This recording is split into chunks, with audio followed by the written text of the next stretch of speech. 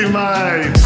I will say this about investing. Everything you do learn is cumulative. What I learned at 20 is useful.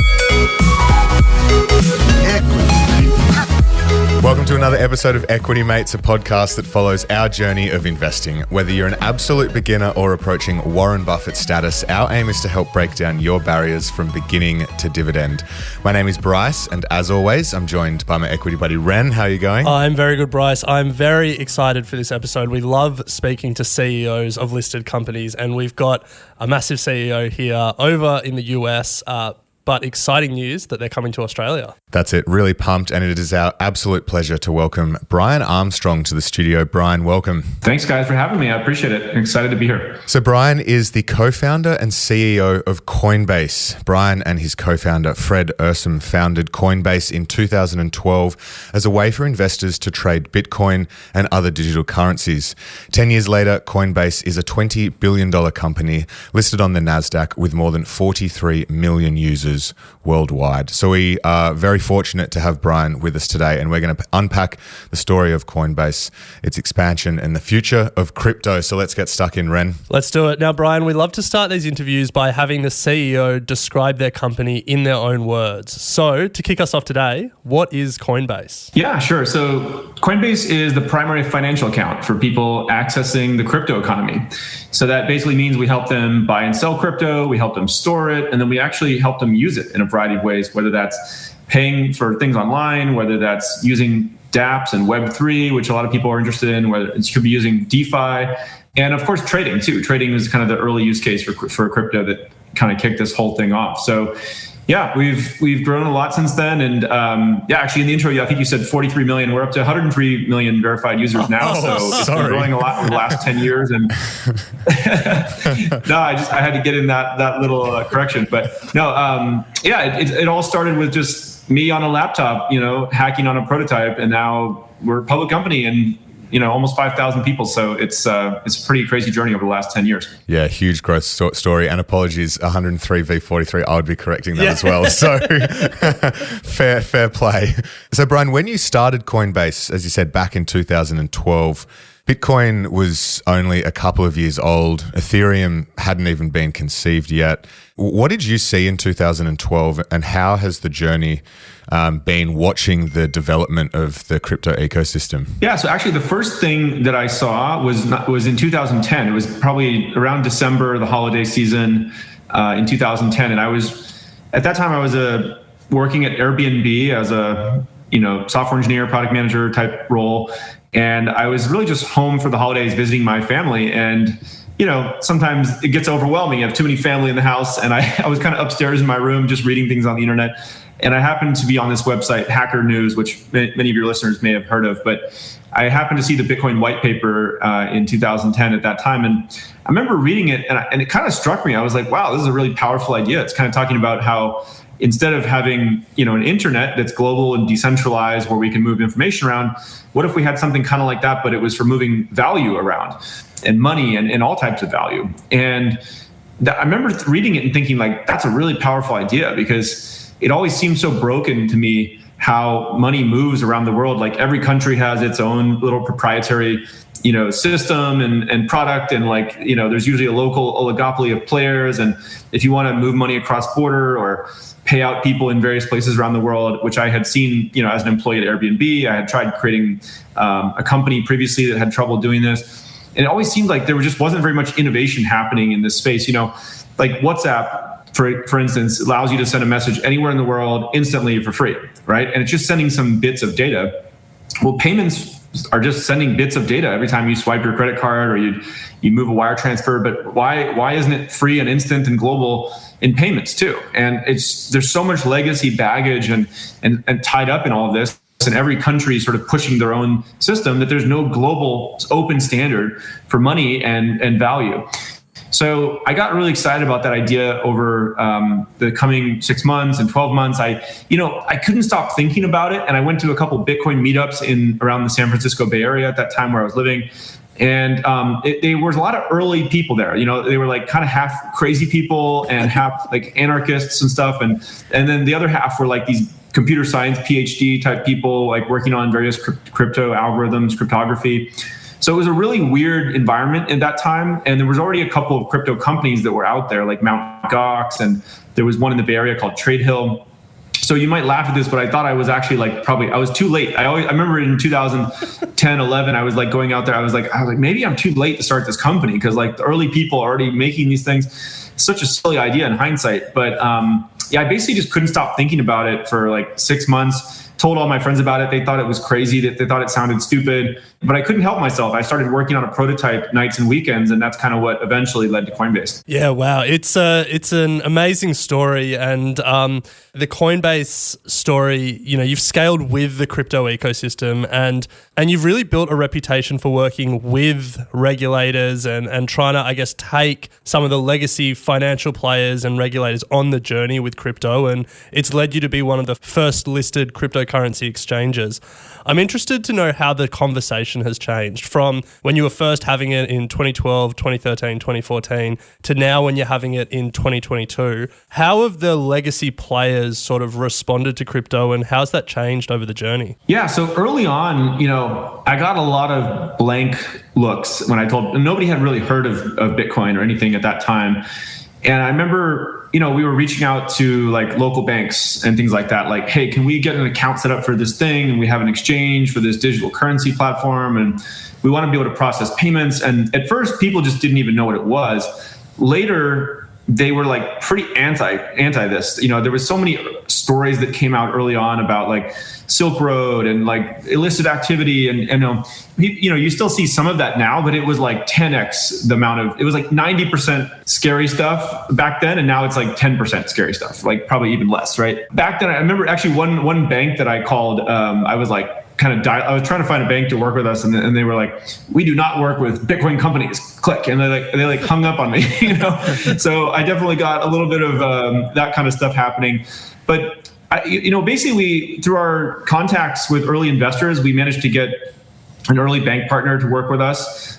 We started investing early on in compliance and having like a really strong kind of know your customer program. I basically the thesis I had early on was that this industry is eventually going to become regulated and treated like any other kind of financial services. So the regulatory environment takes a while to evolve, but let's just do something reasonable in the meantime and kind of show good faith effort to build the kinds of system that we think will eventually be required. And then that'll help us get off the ground.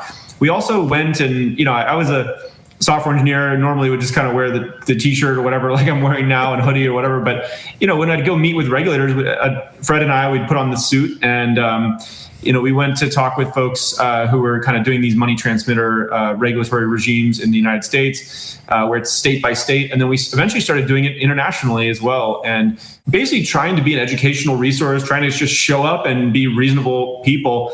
It's one of these things I've noticed about human nature is oftentimes if people hear about something in the abstract, they're skeptical, right? They're like, oh, this is just some crazy person on the internet saying these things. But when they actually meet you in person, it's a lot harder to like be, upset or like, not trust somebody. Like if you just show up and you're reasonable and you can communicate some stuff and they're like, okay, this person is not a bad person. They're trying to do something good in the world.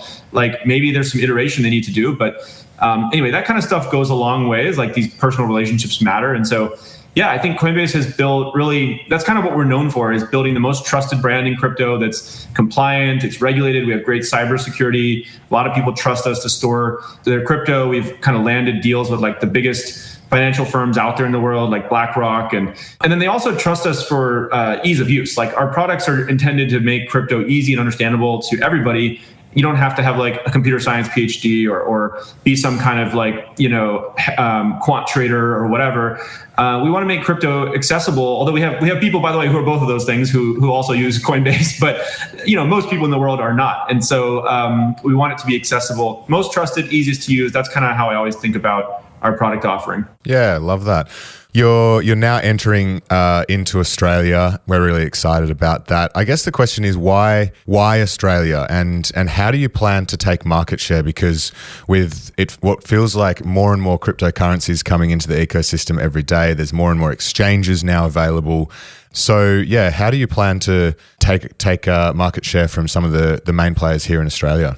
Yeah, so we're really excited to launch in Australia, and I think one of the reasons is that Aussies have this history of kind of really embracing innovation, and they've been on the forefront of a lot of that.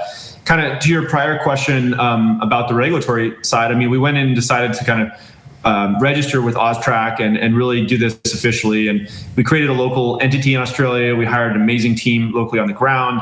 We went and did integrations with PayID to make it really easy to get Australian dollars into and out of people's accounts.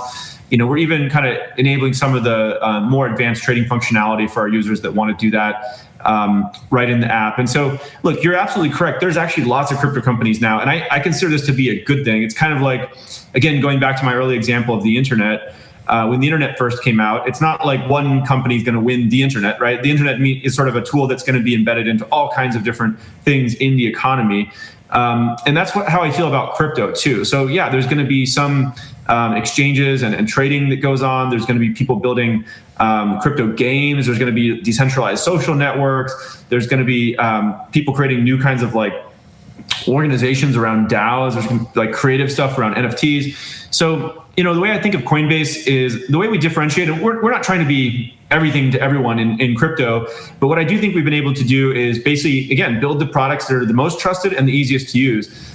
So if retail customers want to come in and just, they're still understanding crypto, they want to buy a little bit of it, get some exposure to it as an asset class, and then actually start to use it, Coinbase is a place where you can do all of those things in one app. We're not trying to be just a trading platform for professional traders. We're trying to also allow people to go use their crypto in a very seamless and easy and trusted way. We're doing that for retail. We're also doing it for institutions, by the way. Some big investment funds and hedge funds, pension funds. They're also we run the largest kind of institutional platform for crypto as well, called Coinbase Prime. So these are all good things that we can do any market that we go into, and hopefully we want to like help the whole crypto industry grow. It's not really about anything about. I'm much less focused on competition with any other particular crypto company, and much more focused on like how do we grow the size of the pie 100x. Yeah. Now, Brian, speaking of growing the pie 100x in the crypto world, there's so much happening, and we want to, I guess, get your thoughts on some of the big things that are happening, but we want to make it a bit of a game. So we're calling it Hot or Not. We want to throw out some of these, I guess, big moments in crypto or these big concepts and get your thoughts on them, whether you think they're hot or not, but also, I guess, a quick why. And we've got to start, we're recording this here in Australia on the 16th of September. The Ethereum merge happened yesterday. So hot or not, the Ethereum merge? Oh, very hot. I'm super proud and just admire the team that had that launch finally come together. And I think it's great for the merge is great for Ethereum, and not only in terms of like scalability and the roadmap they have there, but also in terms of improving the decentralization of Ethereum, because it doesn't have to have so much capex of these miners in certain data centers, or it's also improving, the energy efficiency of Ethereum. So anyway, you told me short answers. I'll try to keep them short. But yes, Nice. I'm hot on Ethereum merge for sure. Nice. All right, then. Hot or not, central bank digital currencies? Okay, so I have to think about this for a sec. I mean, central bank digital currencies, I think, are an important step to get more people bought in who are kind of skeptical on crypto. But honestly, I think the decentralized cryptocurrencies are the more important innovation that's going to be much, much bigger. So I'm hot on central bank digital currencies to help people get into crypto, but I don't think it's the actual big opportunity. That's a diplomatic enough answer. It's a not. You can say not. You can say not. You can It's also fine. say lukewarm if you just want to, if you don't want to commit to either side. But hot or not, one of the hottest areas of at least the last couple of years, NFTs. Yeah, I'm hot on NFTs. I think they're the real deal. They're here to stay. A lot of things in crypto, they go through a big initial hype cycle and then they correct down, and that's kind of where NFTs are right now. But the long-term potential, I think, is enormous. And yeah, we've launched our own product in that space, Coinbase NFT, because we think it's going to be a big deal. All right, a couple to go. Hot or not, Web3? Again, I'm hot on Web3. So I think, look, it's kind of a buzzword. People are like, what does it even mean, right? Look, Web 1 was all about reading, kind of static web pages. Web 2 was about reading and writing. You had like interactive web pages. Web 3 is about reading, writing, and owning. So now people can launch these communities. Imagine like Uber or Airbnb or Wikipedia, whatever, that if people had actually who had contributed to growing those marketplaces and platforms, if they had been able to own a piece of it for all the work they did, that would have been super cool. So I think Web3 is a big deal, and more apps are going to get built in that style. And then, Brian, one more. The learning that Bryce and I are taking from this is if we're speaking to a CEO of a crypto company, we should expect you to be hot on most of the things in the crypto ecosystem. But hey, we'll ask it anyway. Hot or not, the metaverse. Yeah, so you're right. I'm hot on the metaverse too. I think, I'm like a pro technology. I think technology is like one of the best ways to improve the world. And so do I know exactly when these things are going to take off? No, but like as a long-term trend, I think they're great. The metaverse, by the way, plays pretty well with crypto, I think, in the abstract at least. Because if you're going to have a persistent world with different things that you actually own, you don't want it to be like an in-game item that like some centralized company controls it. You want to actually own it, like these digital items, and have them be provably unique. So to me, that sounds a lot like NFTs. I think a lot of the best metaverse platforms are going to have NFTs as sort of like, whether it's a spaceship or some house or, property in Decentraland. These things are going to be NFTs in my view. And I actually think Coinbase probably should be doing more here to kind of integrate with some of the early metaverse platforms. Like, I don't know if you guys have been playing around with any of the latest Oculus stuff, like Horizon Worlds and stuff like that. But I think, there's some cool opportunities there. One of my New Year's resolutions this year was to try and buy some property in Decentraland. But when I logged on, it is ridiculously expensive, almost more expensive than residential property here in Australia. So anyway, the dream continues. So Brian, I was surprised how much it cost as well. Yeah, I know, it's ridiculous. So Brian, we're living through a bit of a crypto winter at the moment. Some of us are feeling the pain. How have investors on the Coinbase platform been positioning their portfolios? What are you kind of seeing as some of the activity that's been going on? Yeah, so I think, look, if you're going to be an investor in crypto or even just try to use crypto for a variety of things, you do have to have a strong stomach. This is still an early industry, and I've gone through 4 of these cycles now. So for me, it feels a little bit normal, but each one is still a little difficult. And I can only imagine how difficult it is for people going through their first cycle. I remember actually back, I think it was in 2011, I went out and bought a little bit of Bitcoin. I didn't have any money at the time, but I bought like maybe $500 or a couple $100 or something like that. And I bought a Bitcoin at like $11. And it promptly crashed down to like $2 per Bitcoin. And I thought I was such an idiot. I was like, oh my gosh, I'm like the worst investor ever, basically, but I didn't sell. I just kind of held on to it. And obviously over a period of many years, like that worked out great. And so that's the lesson that I tell a lot of people. If you are going to kind of invest in crypto or anything like that, look, start with some de minimis amount that you're not, super attached to, that you'd be okay if it went down to zero, right? In theory, not necessarily that it is, but crypto has gone through some corrections of like 85%, 80%, right? We just recently went through one of at least 70% or something. So if you can hold through a cycle at least, or multiple cycles, ideally just put 1% of your net worth and hold it 10 years or something, then you're going to be fine. But if you're trying to kind of, trade day to day and everything, I think it can be very stressful, and people get into all kinds of crazy situations. So yeah, dollar cost averaging, take a long-term mindset, put a small percentage in that you're not going to be too stressed about, and then you'll be able to hold for the long term. I think that part is a much better approach. Yeah, nice. Yeah, it is just amazing how resilient Bitcoin especially has been, just falling 80% 4 times in a decade, and at least historically coming back every time. It's pretty rare that an asset does that. So there's something there. The other thing that we've sort of seen this year is some of the big, companies in the crypto ecosystem collapsing or nearly collapsing. Celsius, 3 Arrows, Terra USD, Luna, some of the names that come to mind. How are you sort of thinking about what's happened this year, not just with the price of crypto assets, but also with some of the companies in the crypto ecosystem? Yeah, so as you mentioned, in this downturn, which happened to coincide with a broader macroeconomic downturn, we did see some kind of contagion from certain firms that were a bit over leveraged, and you mentioned a few of them. I guess the way I think about it is that, in that sense, crypto is not too different from the traditional financial system. In a down market, some hedge funds that get over levered and these things tend to blow up. It's actually not that different from the traditional financial system.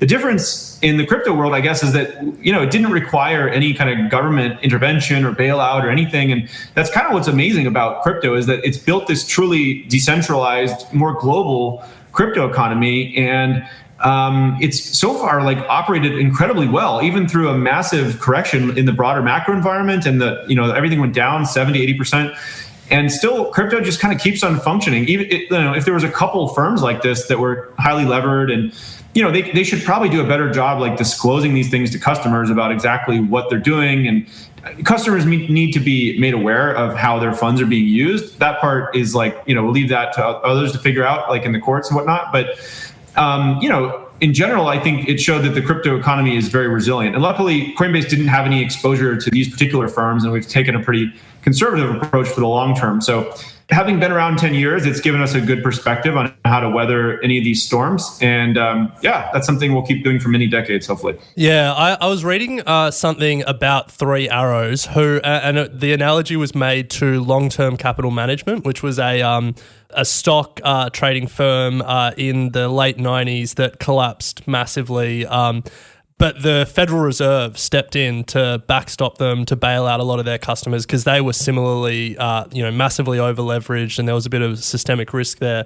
I guess the difference in the crypto ecosystem is when Three Arrows gets over-leveraged, the Federal Reserve doesn't step in and bail them out. But you're right, there hasn't been as much contagion across the industry as some may have expected.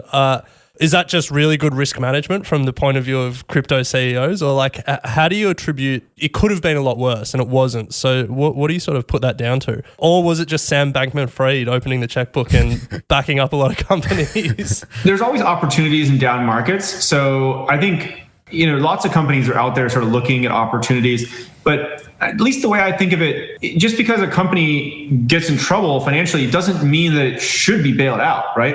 That's part of a healthy function of capitalism, is that, good companies get more capital to allocate, and bad companies, sometimes they go away. And so those people can kind of move on to more productive areas of the economy. So it's funny, even if you go back to the Bitcoin Genesis block, you may know this already. I'm not sure some of your listeners may, but it's in the original, the first Bitcoin block that was ever mined. Satoshi, whoever that was, decided to mine in that block this headline from the Times that Chancellor on the brink of bailout. And so Bitcoin really was born as a result of the 2008, or in that environment, the 2008 financial crisis. And it's kind of saying, hey, why are we taking taxpayer money and bailing out these things that create lots of risk, and there's moral hazard issues and all these kinds of things. So I don't know, maybe I'm just a diehard capitalist at heart, but I do think that creative destruction is a real thing in capitalism. If something's not working, if it's not creating enough value, or it took too much risk, it should probably go away, because that's it's a signal to the rest of the market about how to manage customer funds appropriately, and how to build resilient companies that do have long-term capital management, not just in name. Now, Brian, no doubt you've got your finger on the pulse with what's coming down the pike in over the next sort of decade or so in the crypto ecosystem. So before we touch on that, we're just going to take a very quick break to hear from our sponsors.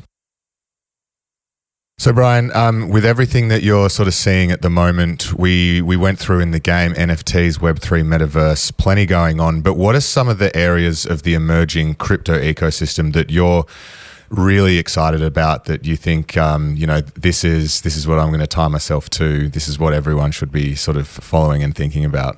Yeah, well, I'll give you an example of a couple things that are already here today, and then a couple on the horizon. So, one thing is staking, right? People are now able to earn yield on their crypto assets, kind of a savings account or something like that in the traditional world, but you can actually direct your own funds and stake them. But what you're doing, by the way, that's a fancy word of just saying you're helping these crypto networks achieve consensus, is kind of a very high level way to think about it. And Coinbase makes it really easy to kind of flip a button, begin to stake your crypto assets, and then you can earn a yield on this and kind of get payouts from it every day or week or month. We also have a self-custodial wallet called Coinbase Wallet.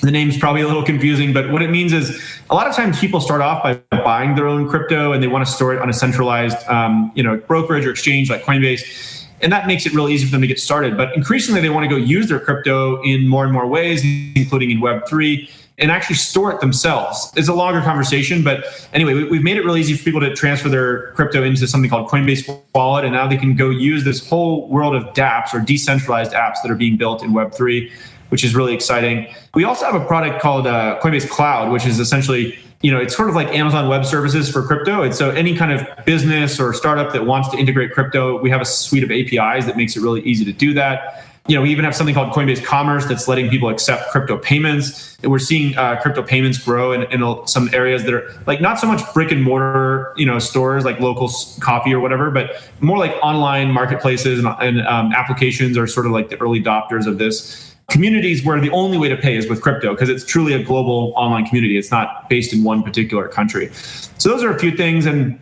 there's a lot of cool stuff coming down the horizon as well, which we're just starting to see in crypto, like decentralized identity is a way, traditionally people have had their online identity is with a big tech company, Google, Facebook, Apple, or in the, traditional world, they have their identity with the local government where they live. There's a printed piece of paper or ID or something. But in the crypto world, you can actually own your own identity. And it uses kind of public-private key cryptography, which is probably beyond most people, but the goal of it is like you can own your own data. You can make sure to be the one who signs into any profile, and like you own that. It's not controlled by some big tech company. There's a lot of other stuff we could talk about. There's decentralized social media. There's, I think, like crypto cities are start on the horizon, which could be really cool. And DAOs are going to be like pretty interesting, but I'll leave it there. Probably too many things to even talk about in one answer. No, I love that. But I want to put our investing or investor cap on now because a lot of our listeners, are out there building portfolios in listed markets. And you've gone from being a software engineer in 2010 to now a CEO of more than 5,000 people, a company with a market cap of $20 odd billion. It's been quite the growth story, and I'm sure you've learnt plenty along the way. So what have been some of the, I guess, major surprises or major learnings for you over the last sort of 10 years from your own point of view, leadership, managing people, things that you didn't expect to be the case? Well, let's see. There's a lot of things we could jump into. Look, one thing I've noticed just about creating companies is that probably the number one skill set is around determination and resilience.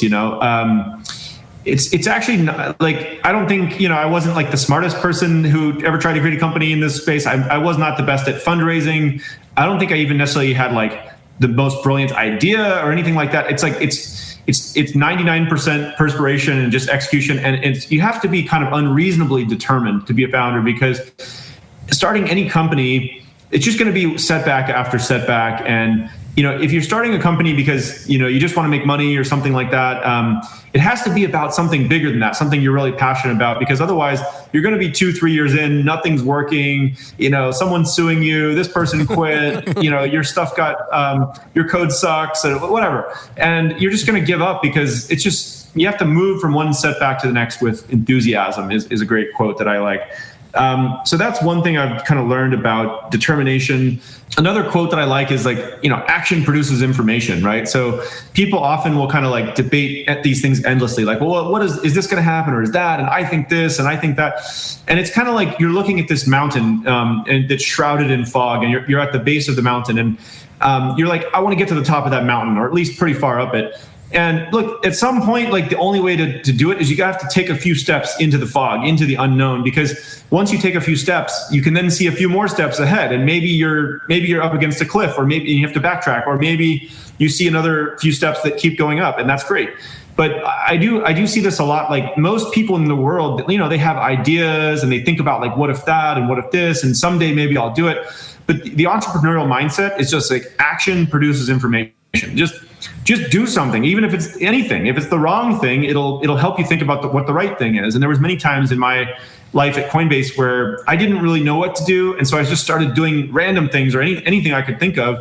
And most of them weren't the right thing, but oftentimes right as I finished doing the thing that was not the right thing, I'd be like, actually, I know what I should have done, right? And so that's been a great lesson for us as well. Yeah, I love that. Action produces information. Alec and I, we've only quit our corporate jobs a couple of years ago and sort of feel like we're in the same, well, not the same situation, but a situation of, trying to get to that top of the mountain covered in fog. And I think that's a great, something that we'll definitely take away. So yeah, that was good. Yeah. One thing, keeping our listed stock market investor hat on, one thing that Bryce and I are really fascinated in are the metrics that matter and the metrics that don't, because there's a lot of noise in the world of the stock market. And Bryce and I both come from a retail background, and when we were working in retail, you realize that there are some metrics that just matter more than most other ones that the media spend a lot of time speaking about. So I'm interested in your world of crypto, of online exchanges. What are the metrics that really matter for you as the CEO? And, for us as investors, what are the metrics that we should really pay attention to? Yeah, it's a good question. I mean, what you end up measuring does change the culture of the company. And I guess as an investor, it's even a more interesting question. I'll try the investor piece first, then think about Coinbase. I mean, so on the investor side, like the simplest thing that people always look at is the price, right? And so much ink has been spilled kind of with people writing in the press about the price of this is up, it's down, this much. And it's really, to me, it always strikes me as kind of like a very short-term mindset around like, if it's up, that's good. And if it's down, it's bad. That never really makes sense to me because, well, first of all, if it's down, maybe you should buy low, sell high. If it's up, maybe it's already overvalued, and so this, on the face of it, that advice might be wrong. But I think what I always cared about with crypto was not so much what the price of it was, although that's nice and it gets more people interested and everything. But the thing I was always more interested in was, are people actually using crypto more, right? So I started looking at things like, what are the number of transactions happening on these networks per day or per month or per year, right? And what I was really excited to see over the last, since maybe 2018 or so, is that, people, for the first like 6-7 years of the company, people would always ask me like, where are the use cases? This is all just trading and people are speculating. And, around 2018, we started to see things like DeFi really take off. And then we saw, like crowdfunding and, NFTs. And like now there's all this stuff, like tons of apps and startups being built in this space. And so that is starting to, I start to look at how many transactions per day are happening on these networks as a good indication of like real utility. So I don't know, that's just one high level idea. You can also look at like the number of GitHub commits for these different different blockchains and sort of get a sense of what the developer community looks like. I mean, you have to kind of tease apart the data because you don't want to just get fake commits, right? Some of them are just somebody forking it and changing one line or whatever. But if you can somehow scrape like the data on GitHub and GitLab, and I think I've seen a lot of investors use that as sort of a proxy to understand like where are the nerds spending their time on the weekends? That's a good indication of where things are going in the future.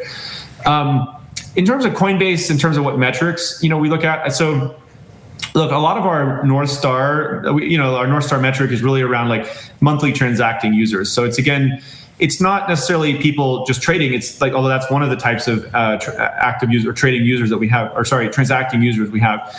But it's also people, they're doing staking, they're doing peer-to-peer payments, like they're earning money with crypto, they're engaging with dApps and DeFi, and so this is another North Star metric that we have internally is like, how many people are actually engaging in the crypto economy in some meaningful way, not just like viewing a page or looking at their balance, but actually doing some kind of transaction.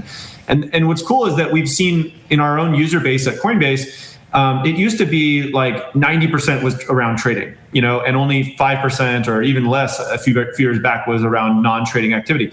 Now we're seeing more than 50% of our users, our active users, are doing something other than trading, in addition to trading typically, with their crypto, and different transaction types are really emerging. And that's really exciting to me because it shows that this has moved well beyond trading, and it's now starting to be a true economy where people are earning money, spending it, borrowing and lending, like, and doing all kinds of things that aren't even anything to do with money, frankly, like identity and social media. So it's been pretty cool to see the evolution of the space. Well, Brian, it's been an awesome conversation. We are unfortunately running out of time, so we will move to our final 3 questions that we ask all of our CEOs when they join us on the show. And it starts with the next 12 months. What's coming down the product pipeline that you're able to share, or major developments for Coinbase over the next 12 months? Yeah, let's see. There's a few things. So, I mentioned a few times decentralized identity. I'm pretty excited about that. I think being able to have a true identity is like a nice foundational piece of the crypto economy, because then you can have like reputation associated with that, and like you can have even a friend graph and start to follow people, and all kinds of things emerge from that. So decentralized identity is something that we're already integrated into our products, like Coinbase Wallet. You can go get an ENS name, they call it, like an Ethereum name system. And we make it easy and free for any user to go in there and claim a decentralized identity. So that's pretty cool. Another one is, we launched a subscription product, kind of like Amazon Prime, but it's called Coinbase One. And so for people who use the crypto economy a lot and they don't want to have like high trading fees, you can basically just subscribe to Coinbase One, and then you get unlimited trading with no trading fees. So that's pretty cool. And then I would say we're going to keep doubling down on our policy efforts globally. And being in Australia, that was a big piece of what we did with Austrac, and we've worked with a number of kind of the local folks there, like Blockchain Australia and the Royal Melbourne Institute of Technology, to just kind of collaborate more. But there's a lot that we can do on the policy effort side. We're integrating a lot more of that into our products, actually, by helping our customers understand, for their policymakers in their local area, what are their positions on crypto? Are they pro innovation, pro crypto, pro sensible policies, by the way, around regulation that'll help make sure this space is treated on a level playing field with traditional financial services, but also preserve the innovation potential? Or are they still kind of anti-crypto for some reason? And we want to make sure that all of our customers are aware of these kind of things in democracies around the world. So those are some of the things coming down the pipe in the next 12 months. Brian, I've got to ask a follow-up on Coinbase One. Bryce and I have a running joke that every business now wants a subscription service and then a streaming service as part of that subscription service. And we saw Walmart, of all people, add a streaming service to their subscription offering. Are you going to have a streaming service as part of Coinbase One? I totally feel you on that. Like, there was that great meme during the pandemic that was like, Netflix is this much, like $9, and Amazon Prime and like Hulu. And then it was like Harvard University, like $300,000 a year or whatever. And it's basically just sitting there in front of the streaming, just like, everything else. But yeah, so we're not planning to launch any video platform in the near future. But the reason why so many companies love these streaming things is that, especially in the public markets, they give you like there's a huge benefit to having predictable revenue streams, right? And it's sort of called like quality of revenue, right? And you, as investors, I'm sure you're like familiar with this, but the trading fee business that our original products were based around, incredibly lucrative when people are doing high volume trading in up markets, especially. But it can be so volatile where things that we just have, it's like feast or famine, and that's fine from my point of view. We don't, because we zoom out, we think long term, right? Like maybe things are really good one year and not as good the next year, and we kind of smooth it out over a 2 or 3 year period. But in the public markets, they don't like that. They want your revenue to be predictable, and there's a real premium for that. And so I think there's a way we can make it win-win. It's actually better for customers because they can basically just pay one fee, know exactly what that is, and then have unlimited trading and doing all kinds of other things, not just trading in crypto, like NFTs and staking, getting better rates. And so it's just like peace of mind. I think if people want to pay that flat fee and then never have to think about it again, and it's better for the company because they get their revenue streams are more predictable. So anyway, a little inside baseball there. So Brian, what's the biggest risk to your business at the moment? The biggest risk is probably that we just have a lot of new employees that haven't gone through a crypto cycle before. So I do feel like a lot of my job is just kind of keeping everybody in the boat and let's not get distracted. Let's just keep building great stuff. Traditionally, these down cycles are actually big moments and opportunities to go build the best stuff that's going to help us get out in the next bull run. If you look historically, the down markets have actually been really good for us as a company. But the first time people go through it, it's super scary, right? And like, their friends and their family are sending them these news articles about, oh my gosh, isn't like crypto failing or whatever, negative story is out there. So a lot of my job is just combating that and trying to be more visible and vocal in these moments and tell people, look, like markets go up, markets go down. And in this case, it's not even a crypto thing. It's like the whole macro economy is down. But it doesn't mean like this trend is changing. Like our mission is still really important. We want to create more economic freedom in the world. We think crypto is a good way to do that. these products are going to go through cycles and they have a ton of upside. And so, yeah, let's keep building the stuff that's the most trusted, the easiest to use in the crypto space. And I think it's all going to work out great. And then, Brian, final question that we like to end all of our interviews with. We're long-term investors here at Equity Mates. And you mentioned there that you like to zoom out and think long-term and smooth out different years. If you think about Coinbase in 10 or maybe even 20 years, what does success look like? Yeah, I think that, look, in 10 years, I hope we have at least 1 billion people accessing the open financial system every day through our products. Success is that we have a more global economy at that point, that where there's more economic freedom and things are more fair and they're more free for the average person. It unlocks a whole bunch of innovation. Crypto is kind of considered this new global reserve currency that just eases and reduces friction in the global economy and unlocks innovation. So that's what success looks like to me in 10 years.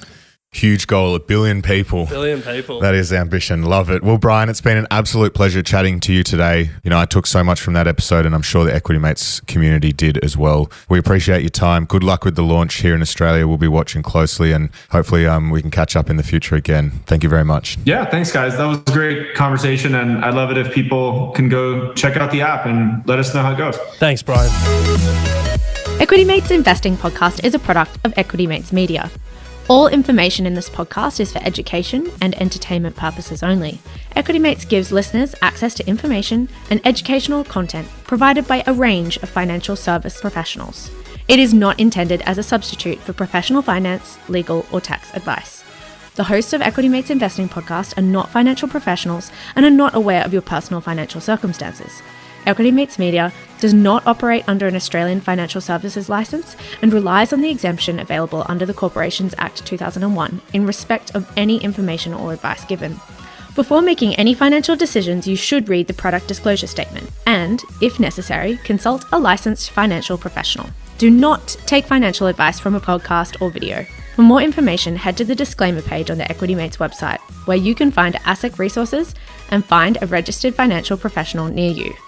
In the spirit of reconciliation, Equity Mates Media and the hosts of Equity Mates Investing Podcast acknowledge the traditional custodians of country throughout Australia and their connections to land, sea and community. We pay our respects to their elders, past and present, and extend that respect to all Aboriginal and Torres Strait Islander people today.